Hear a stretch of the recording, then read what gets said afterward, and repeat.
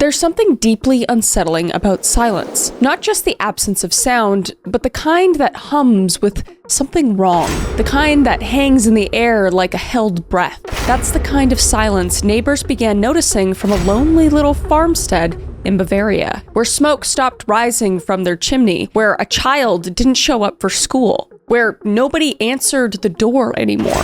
And what investigators would find days later behind that door, beneath the hay in the barn and under the sheets in the bedroom, would shake even the hardest men to their core. Because this wasn't just a murder.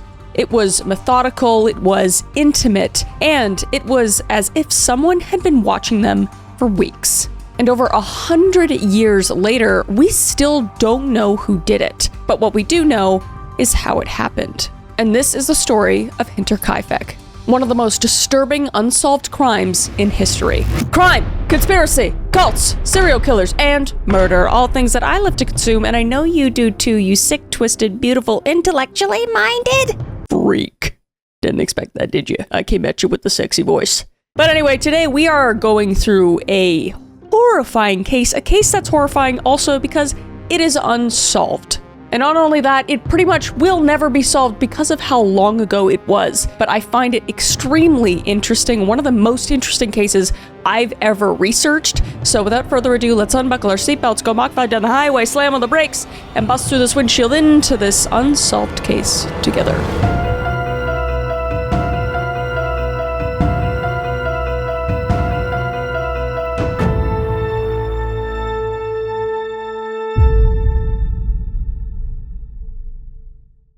Oh my gosh, guys, I cannot believe I didn't know about this sooner, to be honest. So I've personally been sleeping on a cotton pillowcase my entire life, thinking they were totally fine, but turns out they've been working against my skin and hair this whole time. But my saving grace has been Blissy silk pillowcases, and they have been a complete game changer. So here's the thing about Blissy. They actually help you see healthier skin and hair in just weeks. And I'm not just saying that because they were voted the best gift of 2024, which I highly recommend. You can give it to somebody. Get your own, but you can also give it to somebody. The difference between this and those cheap satin pillowcases is night and day. Satin is made from synthetics, and it's actually really rough on your hair and skin, more so than you would think. And there's a reason it's on the cheaper side. But Blissy's silk, it has these incredible anti-aging properties that actually reduce fine lines and wrinkles over time. Not to mention, it eliminates frizz, preserves your hairstyles,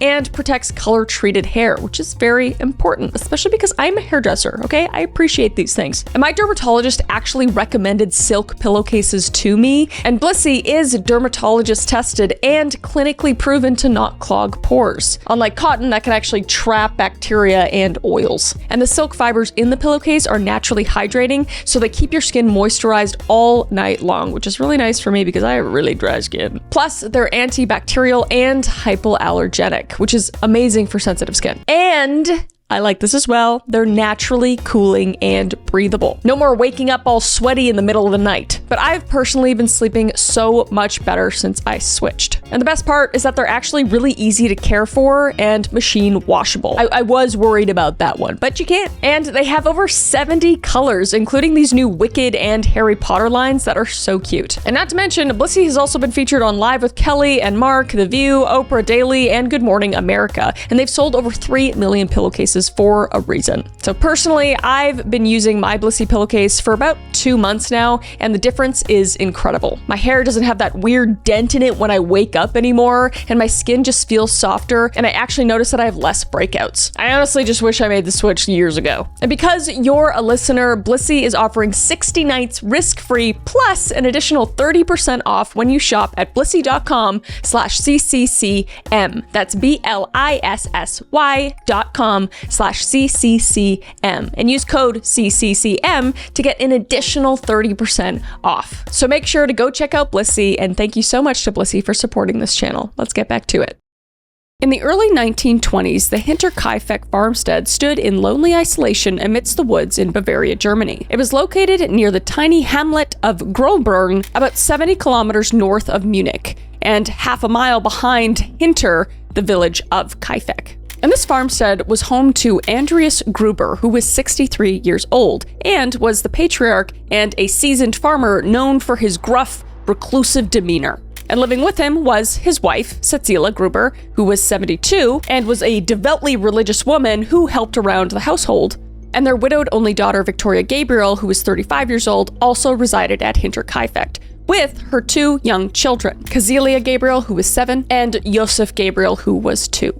So Victoria's husband, Karl Gabriel, had been killed in World War I in 1914, leaving her to raise her children on the family farm. It's just so heartbreaking. It's heartbreaking to think how many women were widowed, especially during that time, and had to raise their kids on their own. It's just heartbreaking. And it just makes this entire story even more heartbreaking. But anyway, rounding out the household was Maria Baumgartner, who was 44 years old and was the maid who arrived at Hinterkaifeck on March 31st, 1922 to begin her first day of work. So despite living in a tight-knit rural community, the Gruber family largely kept to themselves and had a reputation for secrecy and scandal. And dark rumors would kind of swirl about the family. And these rumors, combined with the farm's isolation, cast an uneasy shadow over Hinterkaifeck even before the events of that fateful night. So as March 31st, 1922 dawned, none of the farm's 6 inhabitants could have imagined it would be the last day of their lives. And outwardly, the Grubers were a 3-generational farming family living under one roof. But their domestic life was far from ordinary. Victoria Gabriel, for example, widowed for several years, was financially and emotionally dependent on her domineering father, Andreas.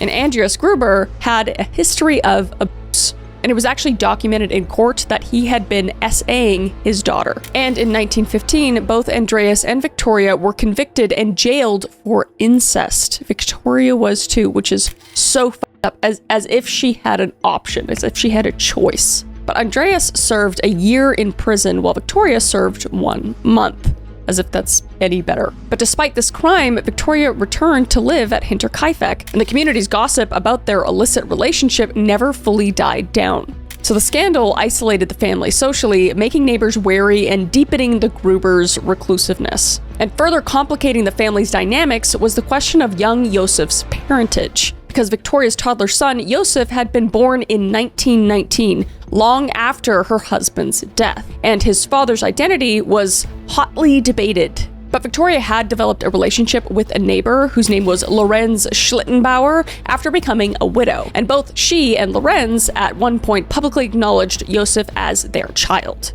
And Victoria and Lorenz actually had announced plans to marry until Andreas Gruber furiously opposed the match and drove Lorenz away. So the debate is whether it is her father's child or Lorenz's child, but they claim that it is Lorenz's. But I can't even imagine the hold that Andreas has on Victoria and how horrible that must have felt. So the engagement was broken off, and Lorenz soon married another woman. However, Lorenz's infant son from that marriage tragically died in 1921. Not Josef, but the son he had with the other woman. But this would be an event that would later be seen as potential fuel for resentment, so keep that in mind. So with Lorenz out of the picture, suspicion fell back on Andreas Gruber as possibly being Josef's father. And the idea that Josef was the product of incest between Victoria and Andreas was widely whispered in the village. So this family secret, if true, added an even darker tension to life at Hinterkaifeck. So Victoria was torn between protecting her children and appeasing her authoritarian father.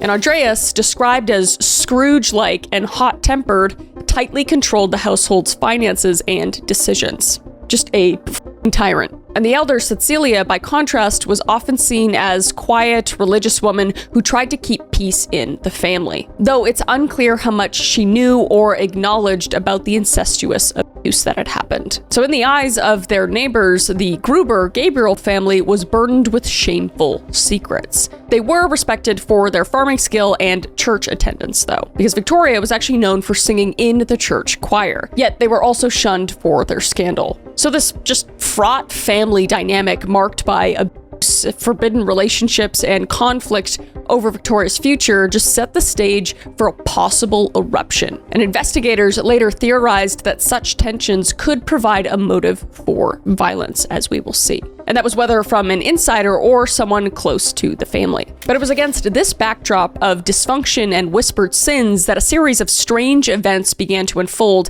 at the Hinterkaifeck farm. So in the months leading up to the murders, the Gruber family experienced a string of unsettling incidents that, in hindsight, look like ominous red flags. These occurrences, though seemingly minor at first, greatly disturbed the household and, to some, hint that the killer might have been stalking the family for some time, which is horrifying. I don't know why, but the idea of somebody like frogging, which frogging in someone's house is like somebody that lives in your house and you don't know it and they just like steal stuff at night and, you know, or could be stalking you or something. It's just like the creepiest thing to me. I hate watching those videos, watching people like come down from attics on people's cameras at night and stealing stuff from their fridge. Like, the violation is insane. Ugh, my worst nightmare. So the Gruber's previous maid, Crescence Rieger, had to quit her job abruptly in late 1921, 6 months before the murders. And her reason for leaving? She believed the farmhouse was haunted. So the maid reported hearing strange footsteps overhead in the attic at night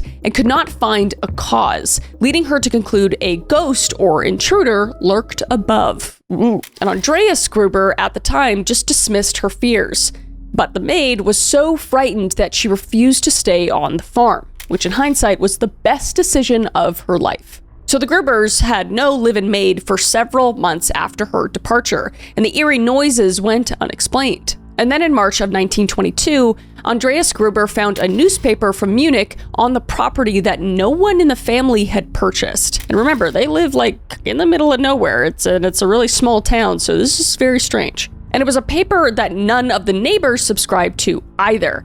And its sudden appearance just baffled Andreas. So he initially assumed it had been lost by the postman, but this was not the case. This instead suggested that perhaps a stranger had been on the property, someone who left behind the newspaper intentionally or not, as a silent clue of their presence, which is just creepy as fuck.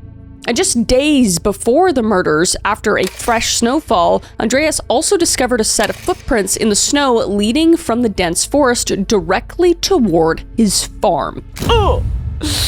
Again, just so creepy. But intriguingly, there was no returning footprints going back to the woods. Get the police! So the single trail of steps ended at the farm's machine room door, where Andreas also noticed the lock was broken. So it appeared as if someone had approached the farm outside of the woods, tried to enter the machine room, and never left. And this discovery deeply alarmed Andreas. So he mentioned these mysterious tracks to a few neighbors, but oddly refused any help and did not report it to the police, which was the worst mistake of his life and just solidified what a piece of shit, selfish asshole he is. But it was around the same time one of the family's house keys went missing as well, without a trace. So the Grubers had 2 sets of keys for the house, and suddenly one could not be found. Everyone was looking for it, but they could not find it. So this disappearance, along with the strange footsteps and footprints, strongly suggested that an intruder might have secretly gained access now to the house. And Andreas suspected someone had stolen a key, but again, he did not inform authorities of this disturbing development. And then Andreas also reportedly found that someone had attempted to pick the lock of the tool shed on the farm in addition to the machine room. Just like, I don't even, 85 red flags going off right now that someone is clearly stalking or being an intruder and he's doing nothing about it. Which just kind of makes you think, what else was going on in the household that he couldn't get authorities involved when he knew that someone was either trying to break in or had already broken in. It makes me squeamish. So in retrospect, all of these events form an eerie pattern. Footsteps in the attic, unexplained tracks from the forest, a lost key, odd noises, and a sense of just being watched, because the family reported just having that weird feeling of being watched. And it seemed as though someone was infiltrating the farm's sanctity, testing the locks and observing the family's routines. And each incident was small enough to write off as coincidence or imagination at the time.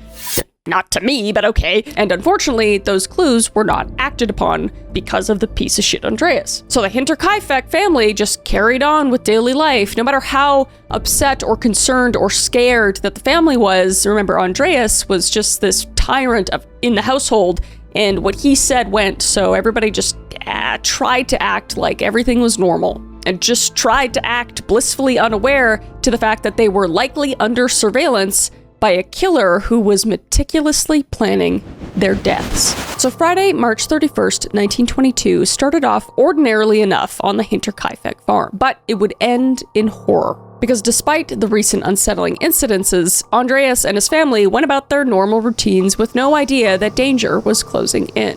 So they would tend to the livestock, worked the barn, and performed household chores.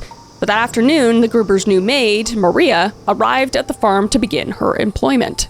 Remember, this was her first day on the job. So Maria, who was 44 years old, had been hired to replace the previous maid who fled in fear. Remember, the person that heard the footsteps on the ceiling. And Maria's sister would escort her to Hinterkaifeck and help her get just situated, and then departed in the late afternoon, unknowingly becoming the last outsider to see the family alive. And for Maria, it was an opportunity to start fresh. And for the Grubers, it was just an extra pair of hands to help with the farm work. But as the evening approached, a tense atmosphere seemed to hang over Hinterkaifeck. And perhaps it was only in hindsight, but later accounts claim there was an unnatural silence, as if the birds and forest around sensed what was to come. And just to preface, the specific details about what happened and what the family was doing as evening approached are unfortunately lost in time, but what we do know is that night was approaching and a killer was likely already on the property, just lying in wait. And knowing what happened after the fact, we can do a pretty accurate reconstruction of what happened that night. So when nighttime approached Hinterkaifeck on March 31st, 1922, an unknown assailant prepared to execute their plan.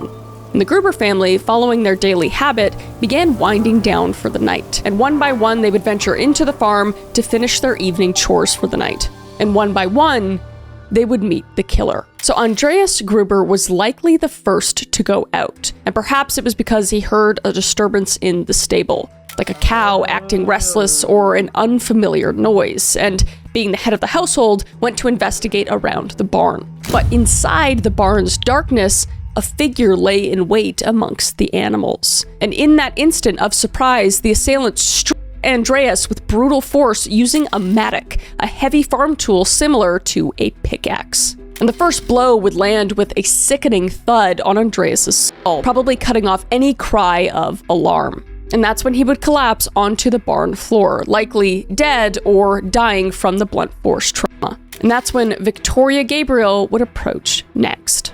And she would step through the barn door and stumble upon the dark silhouette of her father's body. And before she could scream, the killer lunged. Victoria tried to fend off her attacker, and there's evidence of strangulation marks on her neck, which suggest she may have been grabbed by the throat in the struggle.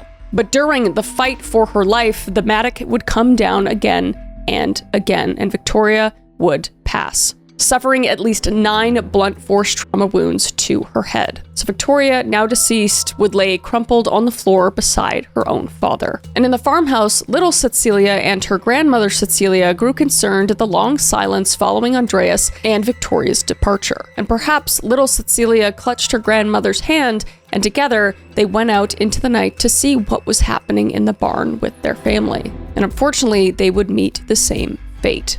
And the elderly Cecilia would be hit first with 7 blows to her head with that same mattock. And she would also actually show signs of strangulation in the aftermath. And this just kind of reflected a rage or personal malice towards this matriarch and towards the entire family. I mean, this was just such a brutal attack. And then there was young Cecilia witnessing the horror of her family just being slaughtered. And in the barn, she would be the last to fall. And the way this assailant killed this girl was absolutely brutal. In fact, more brutal than any of the other murders. He would not only use the mattock and blunt force trauma to her head, but after the fact, he would also take a knife to her throat. But again, it just went on to show how incredibly personal this did feel. I mean, this is an incredibly brutal crime to kill this entire family and leave the little girl last in the barn, and to kill her in a very methodically sickening way is just, you just think of like what would motivate someone to do this. Obviously, this is not a sane human being. This is a sick individual.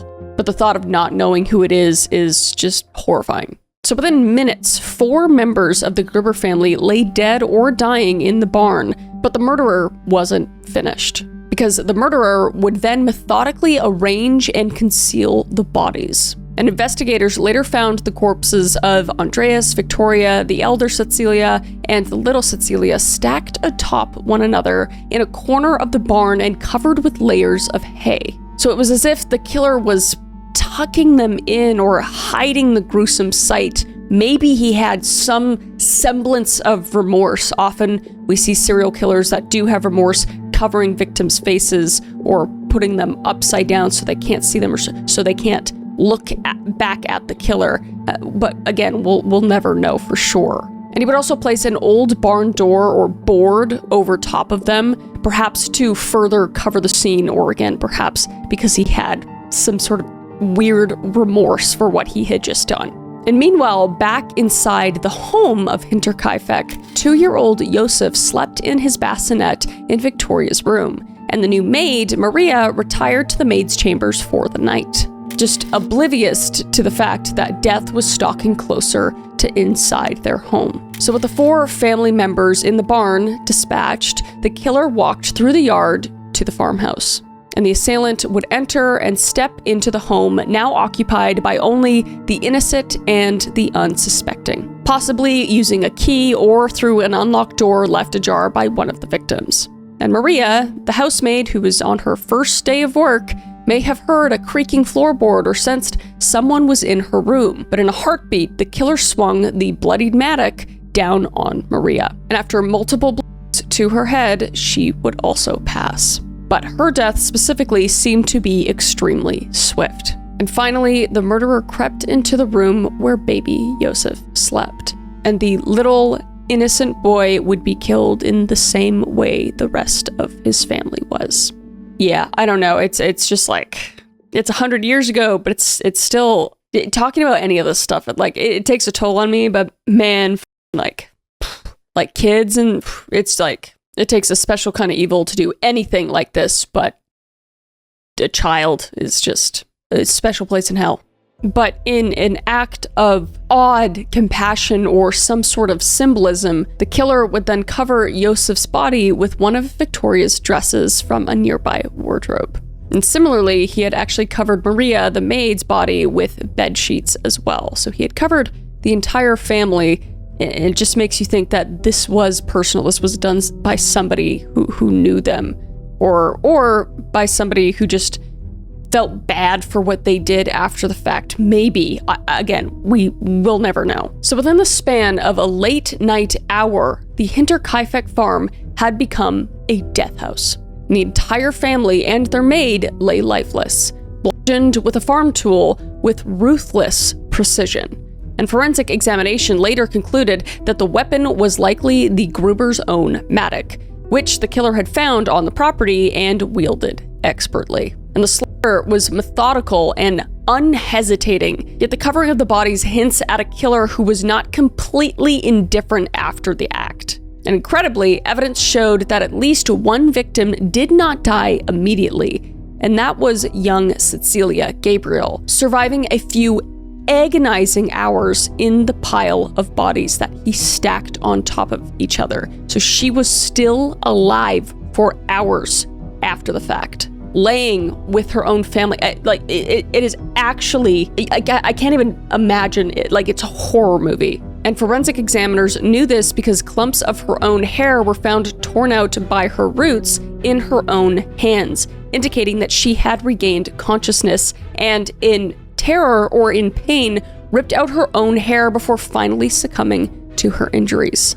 Just absolutely heartbreaking. And autopsies later suggested that the older victims, Andreas and his wife Cecilia and Victoria, likely died instantly from their injuries, because the assailant delivered the blows to their heads with such force that it most likely knocked them out immediately, and they didn't know what happened after the fact. And neighbors would hear nothing.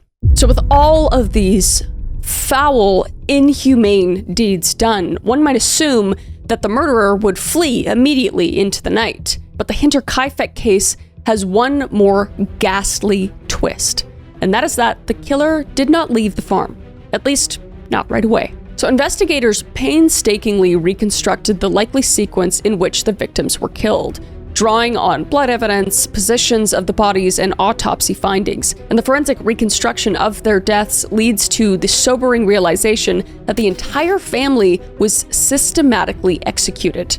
Adult male first to eliminate the biggest threat, adult woman next, then the child, and finally the defenseless maid and infant. And such a methodical approach suggests planning and familiarity. So the killer knew the layout of the farm and the habits of its residents. For instance, that the family might respond one by one to strange noises, and that the baby slept in Victoria's room. There were no signs of firearm use or overt struggle either, because all the violence was inflicted with a melee weapon at close quarters, in a very confined space, and with surprising stealth. And the order of deaths is also telling in terms of motive, because the fact that every single person, including the 2-year-old Josef, was brutally murdered indicates the assailant's goal was to leave no witnesses and completely annihilate the family line. So this was more than just a quick crime of opportunity. It had all the hallmarks of an extermination driven by deep anger or hatred. And as one police inspector later noted, the ferocity of the killings and targeting of even the baby suggest a personal vendetta at play. And perhaps the most unsettling aspect of the Hinterkaifeck murders is what happened after the family was dead. Because instead of fleeing immediately, the killer remained on the farm for several days, living among the 6 corpses. And this is supported by numerous clues, because neighbors and later police discovered that the Gruber's livestock were fed and tended in the days following the murders. And by all rights, the animals should have been bawling with hunger or dying of thirst if left unattended for long. But when the farm was finally checked on April 4th, the cattle appeared well fed, and the Pomeranian watchdog was tied up and healthy looking, though barking furiously. And this suggests that the murderer was comfortable enough and sufficiently familiar with farm work to maintain the daily routine and keep the animals calm, which is all kinds of f***ed up. Again, like, I can't even wrap my head around the case. Like, I can't imagine that this is real, but it very much is, and it's just incredibly sickening. And also, inside the house, evidence showed that the killer helped himself to the family's food supplies, because the entire supply of bread in the kitchen had been consumed, and slices of meat had been cut from the pantry stores, and the stove had been used to cook meals. And even neighbors reported seeing smoke rising from the chimney over the weekend, indicating that someone had lit fires after the family was dead. In fact, on the night of April 1st, the night after the murders, a passerby named Michael Plakel walked near Hinterkaifeck and noticed the oven was heated and emanating a foul smoke. And he also recalled that a figure with a lantern appeared in the yard and shone the light into his face, causing him to hurry away, uncertain of what the heck was going on. And the smoke from the chimney had, quote, a revolting smell, perhaps from the killer burning something, but we don't know what it was. And this strange encounter wasn't reported until later, but it's a haunting confirmation that the killer was indeed active on the farm the next night. And when searchers finally entered the farm on April 4th, they found things in relative order.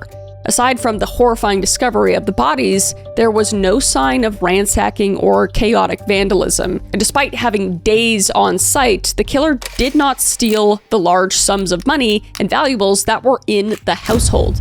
And police later found hefty cash reserves untouched in the drawers and the cabinets. But this guy was here for days and days, cooking and cleaning and doing all this stuff. Of course he would see this the money in the drawers, but he didn't take any of it. Because the Grubers were fairly well-off people who distrusted banks, so they kept cash at home, and you'd assume that this person would know that. So this effectively ruled out any sort of robbery motive, because any stranger bent on theft could have taken the money and vanished long before the bodies were ever found. And the fact that nothing of major value was taken, yet the perpetrator stayed, just underscores that the motive was personal rather than financial. So it's as if the murderer's primary concern was ensuring that the family was annihilated, rather than taking any of their possessions for their own enrichment. So all of these post-murder activities paint a portrait of a calculating, cold-blooded individual. The murderer exhibited a nerve and familiarity that is truly just frightening.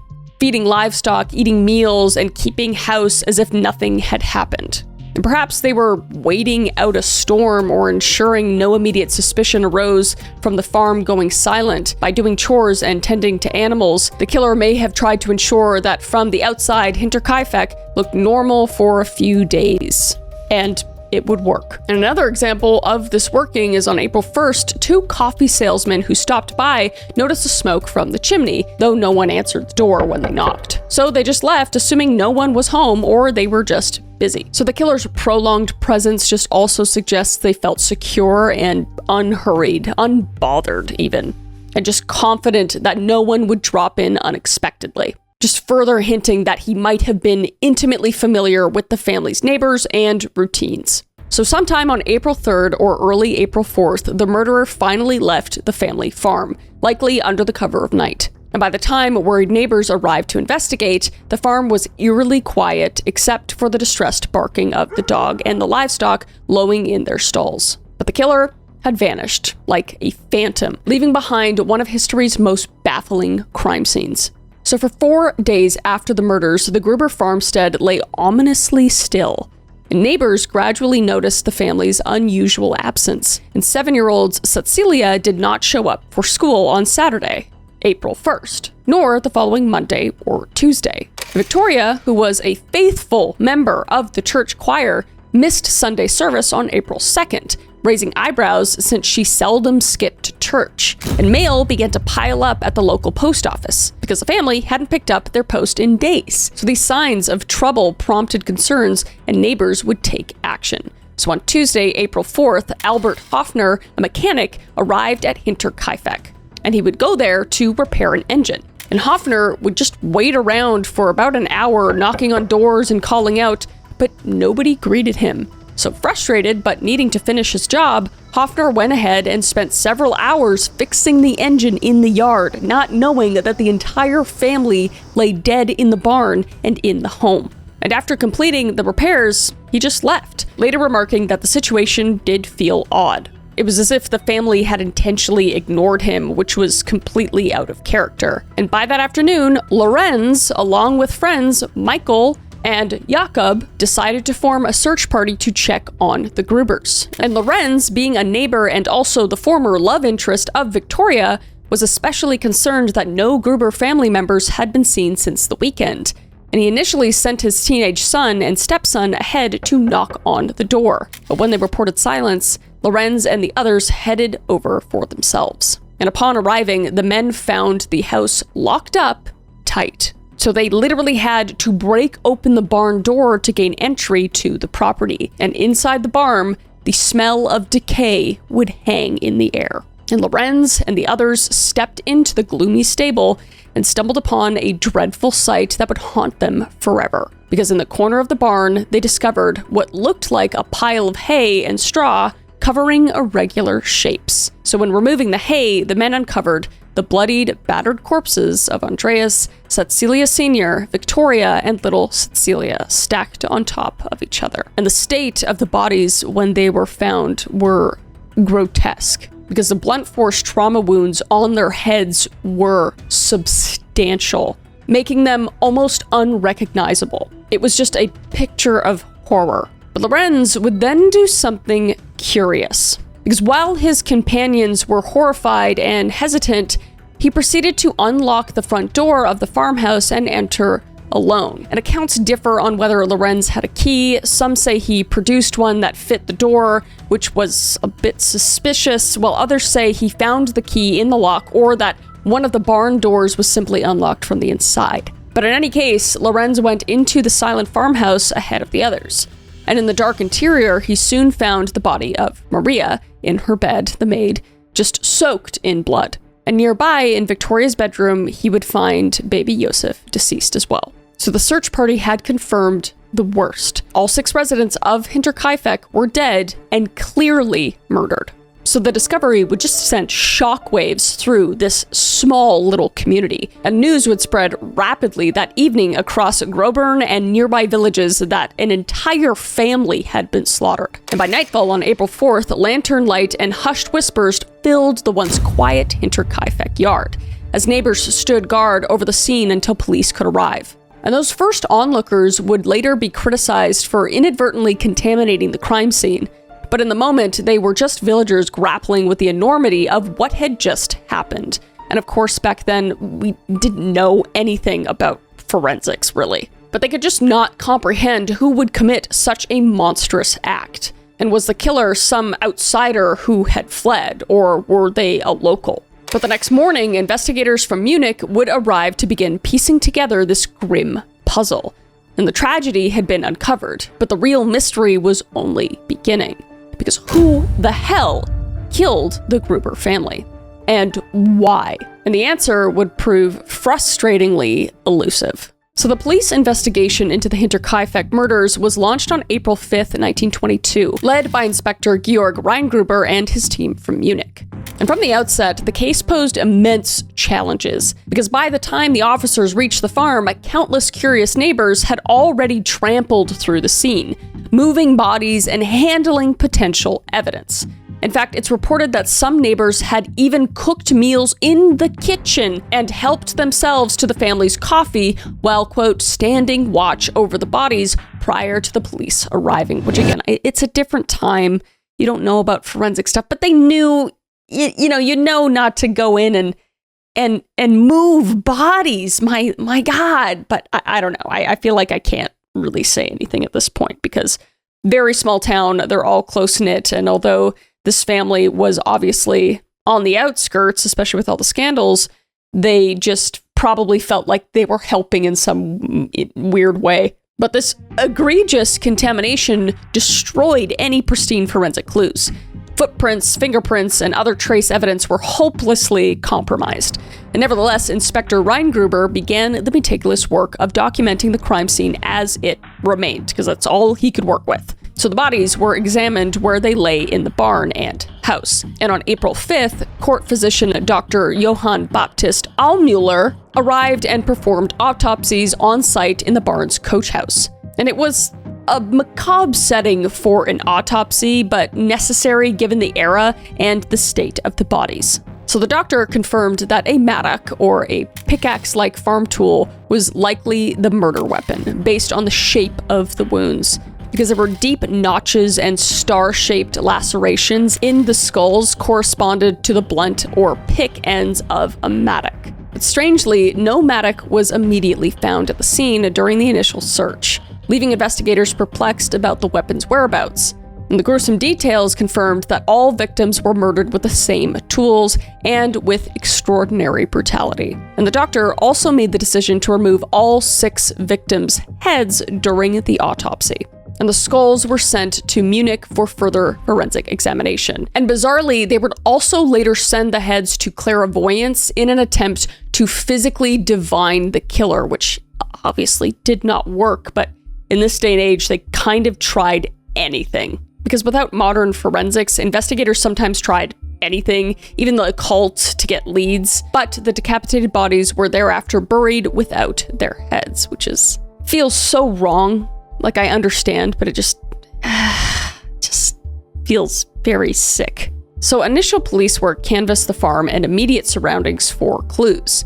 And they noted that none of the doors or windows showed forced entry, apart from those the search party broke themselves. And this hinted that the killer either had a key or accessed the house while it was unlocked, lending weight to the missing key incident reported. because remember, it was reported by Andreas, but he said, no, we don't need any help, it's fine. And in the attic, investigators found evidence that someone may have been living there for some time, because they discovered makeshift bedding in the hayloft and some food scraps, as well as human feces in the corner of the attic. And this creepy find just supported the former maid's claims of hearing an intruder in the attic. And it suggests the murderer perhaps hid in the attic loft in the days or even weeks leading up to the crime. It's just spying on the family, just surveying the situation.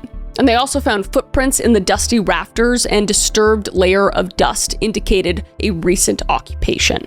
So despite the challenges, the investigation did uncover several key clues and findings that directed suspicion and informed theories. And it would become indisputable that the perpetrator remained at Hinterkaifeck for several days after March 31st, after the night of the murders. And all the evidence of animal care and meal preparation was documented by police. And this fact shaped the profile of the killer entirely. He was likely local or connected, someone who felt at ease literally living with the dead and confident enough to linger. And there was no robbery motive, because investigators found large amounts of cash and valuables untouched in the house. So this quashed the initial hypothesis that vagrants or robbers were responsible for the murders, since nothing significant was stolen. So the motive seemed personal rather than financially driven, like we were discussing before. And initially, the murder weapon was missing, but in 1923, during the demolition of the farm buildings, the suspected weapon was finally discovered. And this distinctive farm mattock was found hidden in the hayloft of the barn roof, tucked above the rafters. And it was identified by a former farmhand, George Ziegel, who recognized it as a tool Andreas Gruber had crafted himself. And this suggests that the killer hid the weapon on site, perhaps intending to mislead the search or because he left in a haste. And interestingly, some sources state that a pair of broken murder weapons were found. And those were a mattock and a small penknife. And a penknife was indeed found on the property, but could not be linked to any victim, raising speculation it might have belonged to the perpetrator who lost it. And one rumor involves the mention of a missing penknife by a suspect's mother, but it was never conclusively tied to the crime.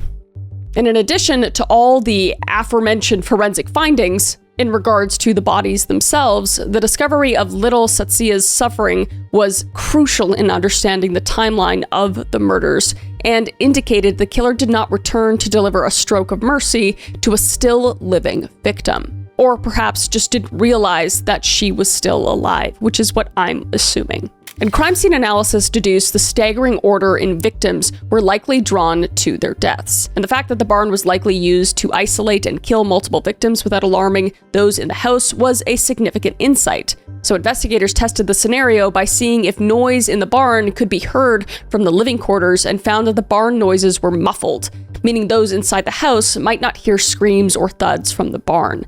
And this made the scenario of sequential luring completely plausible, though one police report noted skepticism that all four would wander one by one without someone raising an alarm. And based on witness last sightings, the family was last definitively seen alive on March 31st, and the condition of the bodies when found. So the murders were estimated to have occurred on the late evening of March 31st, 1922.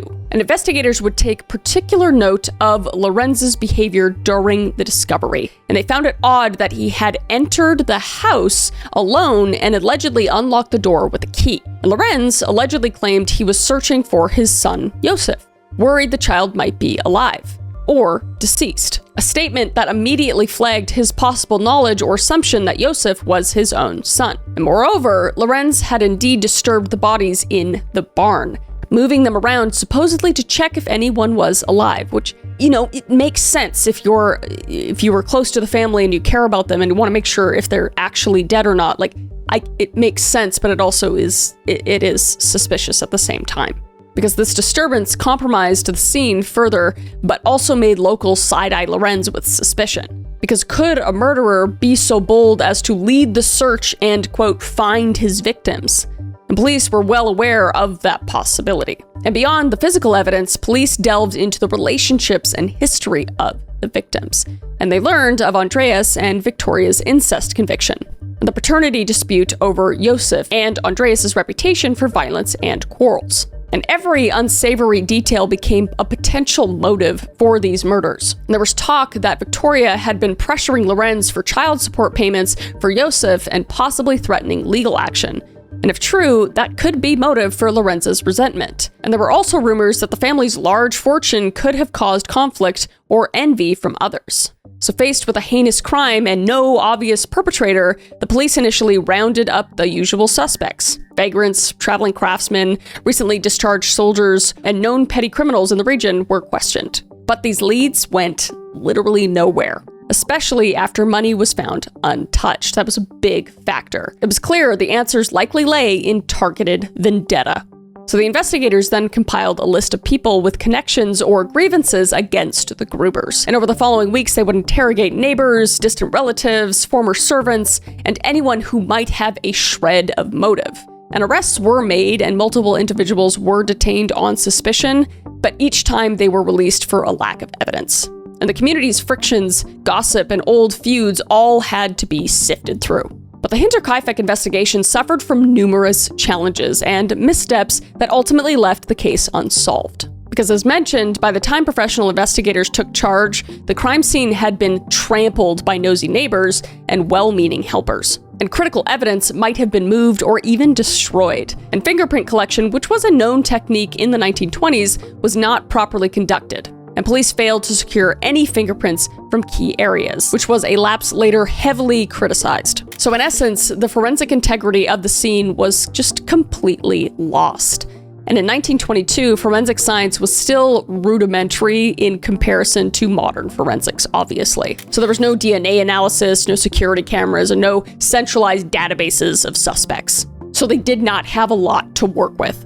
So the case relied on witness testimony and just basic detective work. And the concept of criminal profiling was in its infancy at this point. Though they did surmise that the killer was experienced with farms and possibly had a personal vendetta. And had modern methods like blood typing, which did exist but was not widely used in crime scenes yet, or later DNA been available, maybe something could have been gleaned from the copious blood or hairs or fibers. But instead, the investigators had to mostly infer from circumstantial evidence, which even today doesn't usually hold up in court. And the fact that the murders were discovered 4 days after the fact gave the perpetrator a huge head start. And by April 4th, any murderer could have been long gone, or could blend back into normal life if he was a local. And the passage of time also meant any physical signs beyond the farm, i.e. the footprints in surrounding fields or blood on roads, might have degraded or been erased completely. So as the investigation wore on, police were pulled in many different directions by various leads.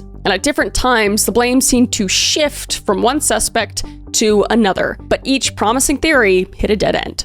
And the evidence was all largely circumstantial, like we mentioned. For example, a neighbor having a key or someone making a suspicious comment. They were all intriguing, for sure, but not proof of any kind of murder. And just the absence of any sort of confession or eyewitness put the case in just a permanent limbo. But the gruesome nature of the crime attracted intense public interest and media coverage. And under the pressure to deliver results, investigators tried unconventional avenues. And as previously mentioned, the victims' skulls were sent to Munich, not just for forensic study, but also to a series of clairvoyants, otherwise known as mediums, who attempted to, quote, read the murders physically. But unsurprisingly, these occult experiments yielded no usable clues. Also, how could you ever, use that in court? You couldn't. They were just trying anything. And the public nature of the case also meant that rumors just ran rampant, complicating efforts to discern truth from fiction. And the Hinterkaifeck case file was periodically reopened over the years, but critical evidence had been lost or just decayed. And the victims' skulls, for instance, went missing during World War II, and they were likely destroyed during Allied bombings on Munich.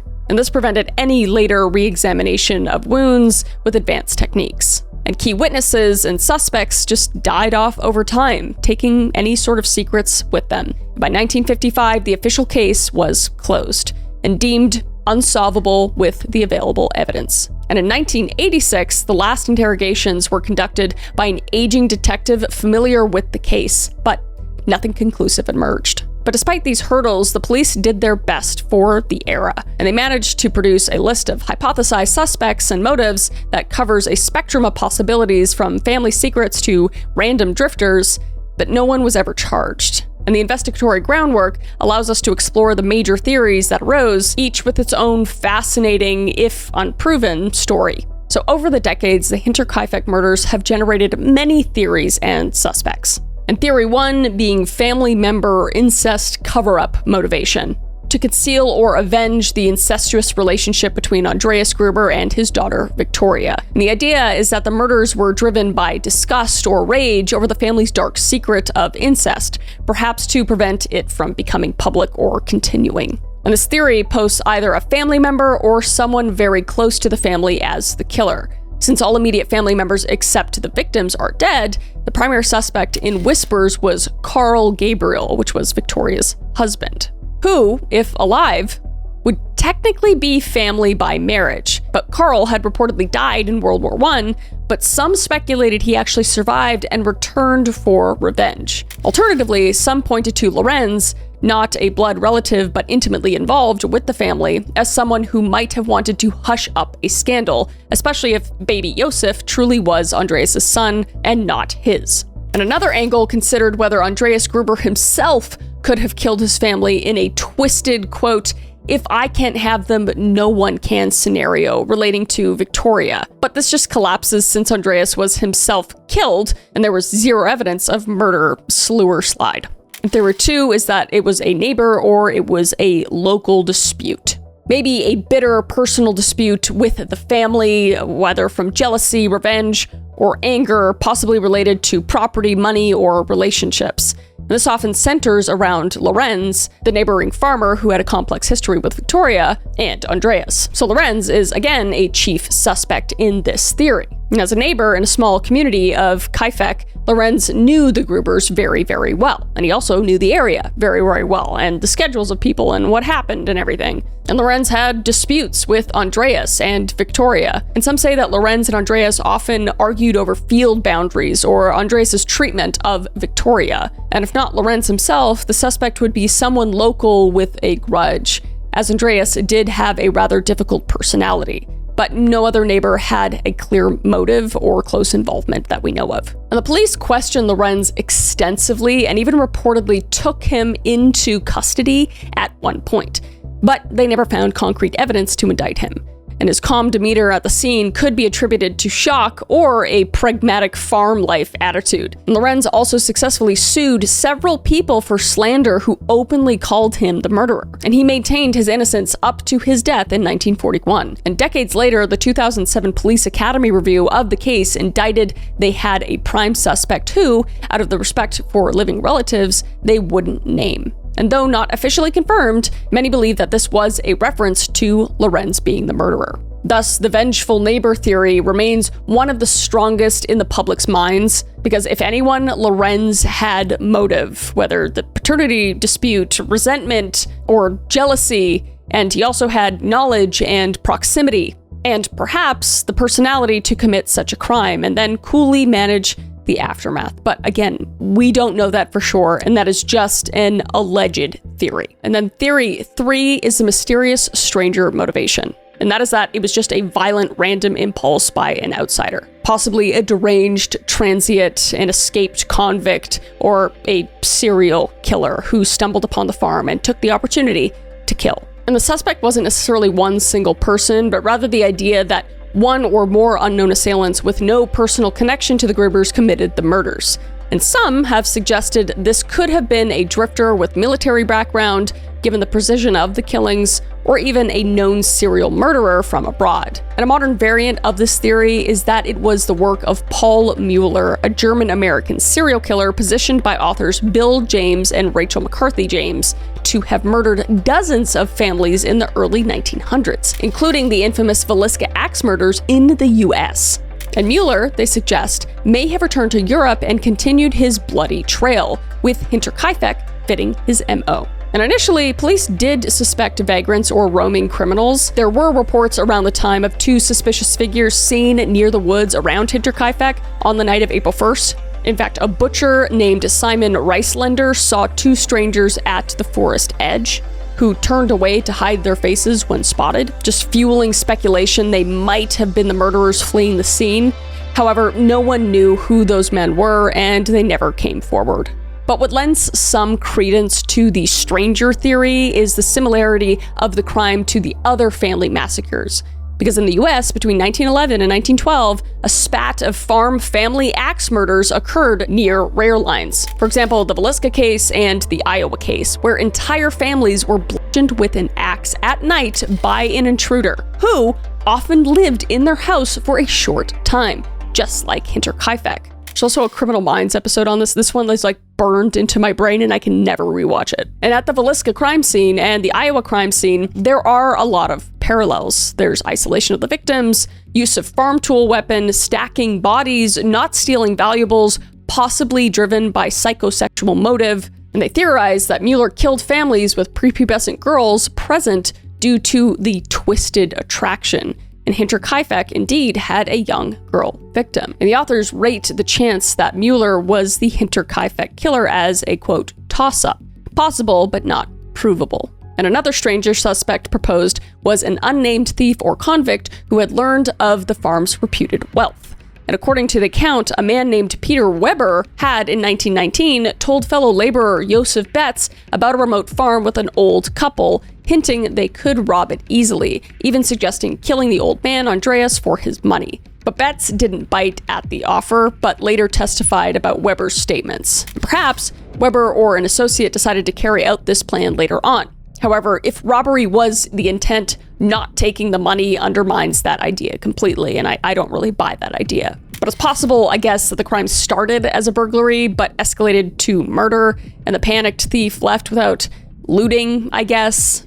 But the methodical staying on the farm argues against a panicked exit, so I think that one doesn't fit at all. But the serial killer one could work. It absolutely could work. I have no idea. And theory 4 was inheritance, because there was potential suspects who included people who knew the family and who also knew the family had money and would gain financially from their deaths. And this ranges from opportunistic criminals to extended family or even acquaintances. And a few names emerged from this. One was the Bickler brothers, Anton and Carl, and a man named Georg Siegel were implicated by former maid Crescence Rager, the one that left because she heard footsteps in the attic.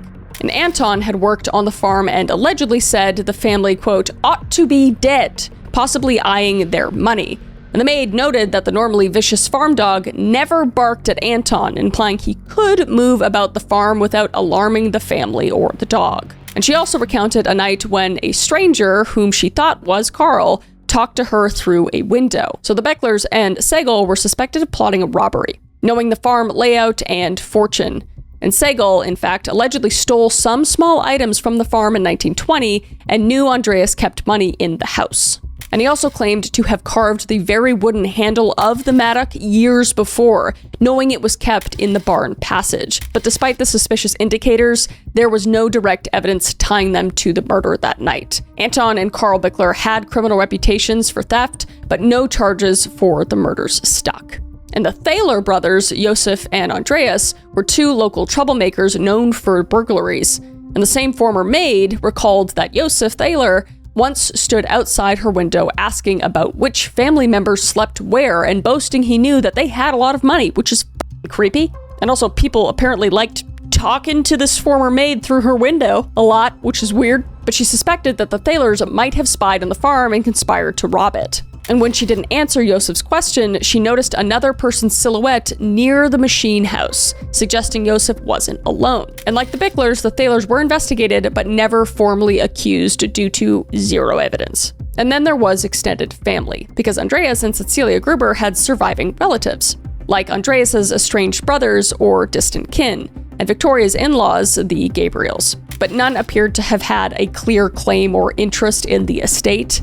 But it wasn't fully ruled out that a relative might have wanted to gain inheritance or settle a familial grudge. And ultimately, no extended family members were implicated in the murders. But each theory mentioned has its allure and its flaws. And to date, no theory has emerged that satisfies all of the facts conclusively. And most researchers lean toward a personal motive, hence suspects like Lorenz or someone close, because of the nature of the crime. But the lack of closure means every theory from neighbor to drifter remains on the table in the public imagination. But like I said, in 2007, they reopened the case and they found a pretty good suspect, but they ultimately did not publish the name, citing respect for living relatives of the suspect.